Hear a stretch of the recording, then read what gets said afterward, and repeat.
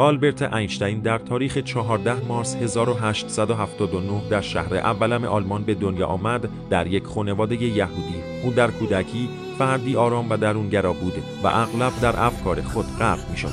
اینشتین تا 3 سالگی صحبت نمی‌کرد که این موضوع نگرانی‌هایی برای والدینش ایجاد کرد، اما او از همان ابتدا علاقه زیادی به ریاضیات و علوم داشت. در مدرسه اینشتین دانش آموزی کنجکاو بود، اما به دلیل طبیعت پرسشگرش همیشه با معلمان به خوبی کنار نمی آمد. اون در دروسی چون فیزیک و ریاضیات عالی بود و همین باعث شد که برای ادامه تحصیل به پلی‌تکنیک سوئیس در زوریخ برود. در سال 1905 وقتی که به عنوان یک کارشناس ثبت اختراعات در سوئیس کار می‌کرد، اینشتین 4 مقاله مهم منتشر کرد که یکی از آنها نظریه نسبیت خاص او بود. این نظریه به طور نحوه درک ما از زمان، فضا و انرژی را متحول کرد.